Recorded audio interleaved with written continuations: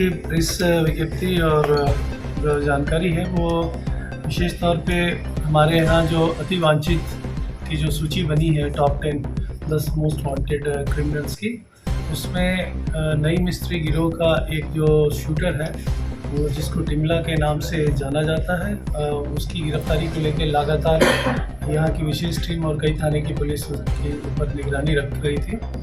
तो स्टेट के बाउंड्री के बाहर भी जाके इसके विरुद्ध में जानकारी हासिल की गई थी और आवश्यकता के अनुसार पुलिस जो STF है हमारी उसकी भी मदद ली गई थी, यूपी STF की भी और बिहार STF की उसमें मदद ली गई थी। उस दौरान पे इनके पुनः इस क्षेत्र में प्रवेश करने की सूचना मिली थी। उसी दौरान यहाँ की पुलिस के साथ में एक संयुक्त ऑपरेशन किया गया था जिसमें ये पिस्टल के साथ इनकी गिरफ्तारी बिहार और उत्तर प्रदेश के बॉर्डर पे की गई थी।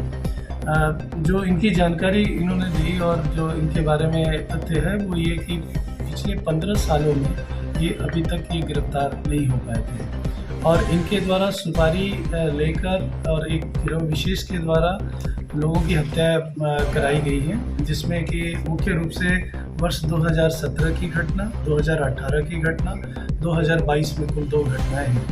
और 2022 की जो घटना है उस पर प्रकाश डालना चाहेंगे। यहाँ पे एक बाज़ार में करीब 10-10 के आसपास में जैन हत्याकांड हुआ था, उसमें भी ये शूटर की भूमिका में थे, इनकी पहचान और शिनाख्त की गई थी। और उसके बाद दूसरा जो महत्वपूर्ण घटनाक्रम है वो भी दिन दहाड़े जो हत्या की गई थी वो विकी मर्डर केस है, जो पूर्व वार्ड पार्षद के बच्चे के साथ जो घटना घटित हुई थी।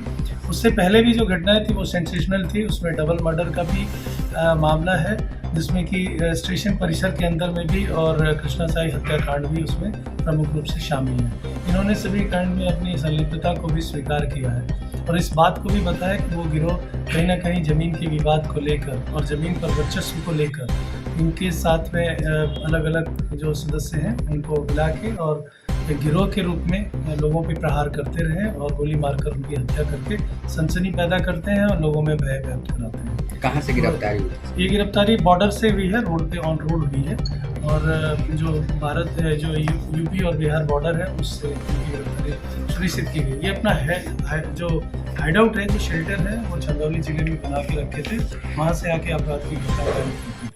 इन लोगों का हाइडआउट और भी जगहों पे पता चला है। अन्य गिरोह के सदस्यों पर भी लगातार छापेमारी चल रही है। इनके विरुद्ध में हम लोगों ने अग्रतर दिया था एक प्रस्ताव जो 50,000 के इनाम की राशि की घोषणा के लिए कार्रवाई चल रही, उसके बारे में भी हम लोग बता दें कि गिरफ्तारियों का अभी तक इस महीने में हम लोगों ने ऐसे कांड 20 दर्ज किए, 23 लोगों की गिरफ्तारी है और इसमें 4 पहिया वाहन, हाइवा और लोडर वगैरह की भी बरामदगी की गई है। शराबबंदी के खिलाफ भी लगातार चल रहा है और इस ज़िले में 613 लोगों की अब तक गिरफ्तारी हम लोग उसमें कर चुके हैं। भट्टियाँ 1000 से ऊपर अभी तक ध्वस्त हैं हम लोग।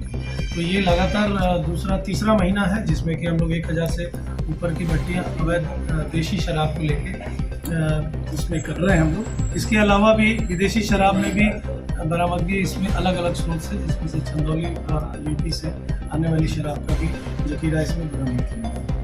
और एक जो महत्वपूर्ण पार्ट थी कि जो हमारा BSCC की जो परीक्षा थी, 2 दिवसीय परीक्षा थी, इसमें करीब 36,000 के आसपास में स्टूडेंट्स क्लियर हुए थे और यहाँ पे जो सुरक्षा व्यवस्था और यातायात की जो व्यवस्था थी पूरे शहर में करीब 50,000 के आसपास में पब्लिक इन 2 दिनों में आए हो गए हैं।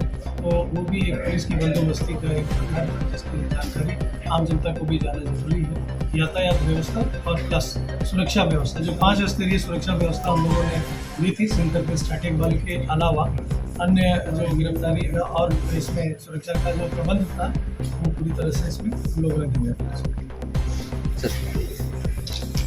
है। कोइलवर में डबल मर्डर का केस ये दर्ज हुआ था 22/1/22 को और इसमें जो व्यक्ति वांछित थे उनमें से कुछ ऐसे थे जो अभी भी फिरार चल रहे हैं।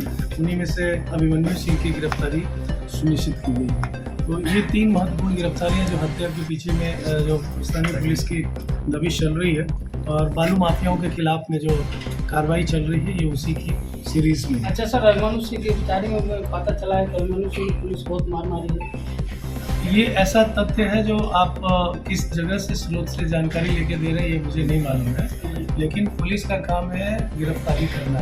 गिरफ्तारी के करने में बहुत सी ऐसी चीज़ें होती हैं, यदि कहीं पर कोई भागता है, गिरता पड़ता है तो चोट उसमें भी आती है। ये ऐसा आप बता रहे पहली बार, अभी तक मुझे इसकी जानकारी नहीं है। नगर थाना क्षेत्र अंतर्गत मोटी घटना है। 13/11 को आकाश पटेल एक युवक है, उनकी हत्या उनके दुकान के सामने कर दी गई थी। उस घटनाक्रम में कुल 6 लोगों के विरुद्ध में प्राथमिकी दर्ज की गई थी और पुलिस के द्वारा उस समय कोर्ट से प्रोसेस प्राप्त करके उन सभी 6 अभियुक्तों के विरुद्ध में कुर्की जब्ती की कार्रवाई भी बहुत ही जोरदार तरीके से की गई थी। लेकिन उसमें उस घटनाक्रम में ये एक नया पहलू था। इस व्यक्ति की पहचान की गई, जो पकड़े गए ये कुंदन कुमार है, जो उस घटना में 7वें अभियुक्त हैं, जिनकी पहचान बाद में घटना के अनुसंधान के क्रम में हुई है।